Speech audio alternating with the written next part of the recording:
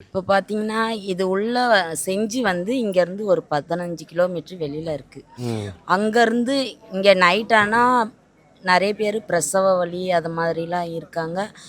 டக்குன்னு ஆம்புலன்ஸ் வராது. அது இல்லாம இருக்காது. கவர்மெண்ட் ஹாஸ்பிட்டல்ல எதனா ஒண்ணு தான் இருக்கும்.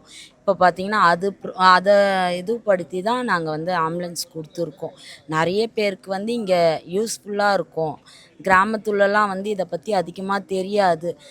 எதனா வண்டி வச்சுட்டு போகிறதுக்கும் வசதி இருக்காது. ம். இது மாரி ஆம்புலன்ஸ் இங்கே குடுத்தோன்னா, இங்க இருக்க மக்களுக்கெல்லாம் ஒரு பிரயோஜனமா இருக்கும். எ எங்க சார் பார்த்தீங்கன்னா, இத வாங்கணுன்ற ஐடியா அவருக்கு வந்தது எதனாலனா, இதனால தான். இங்க வந்து நாங்க 3 வருஷமா வந்து இங்க சேவை பண்ணிட்டு இருக்கோம். இது மாரி நாங்க தினமும்லாம் வர முடியாது. வருஷத்துல ஒரு 3 முறை, 4 முறை வருவோம். அப்போ பார்த்தீங்கன்னா, இங்கே என்னென்ன தேவையோ எங்க சார் அதெல்லாம் வந்து நிவர்த்தி பண்ணி தர இதுல தான் இத வந்து பண்ணியிருக்காரு. ம். அவர் வந்து இங்க இருந்து எல்லாரும் மக்களா இருந்து, அவங்களுக்கு என்னென்ன தேவைப்படும், ஃபர்ஸ்ட்டு உணவு தேவைப்பட்டுச்சு. ஹாஸ்பிட்டல்ல நெறைய பேர் சாப்பாடு காசு குடுத்து வாங்க முடியாது.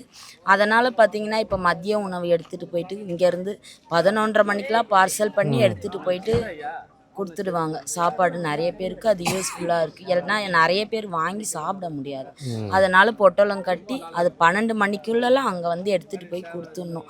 சாப்பாடு மட்டும் இல்ல, மருத்துவம், அதுக்கப்புறம் இந்த முதியோர் இல்லம், பசங்களுக்கு வந்து படிப்பு கல்வி உதவித்தொகை எல்லாமே பண்ணி தராங்க. எது எது தேவையோ மெய்யூர் கிராமத்துக்கு ம். எடுத்துட்டு போய் எல்லாமே எடுத்துட்டு போய் குடுக்குறாங்க.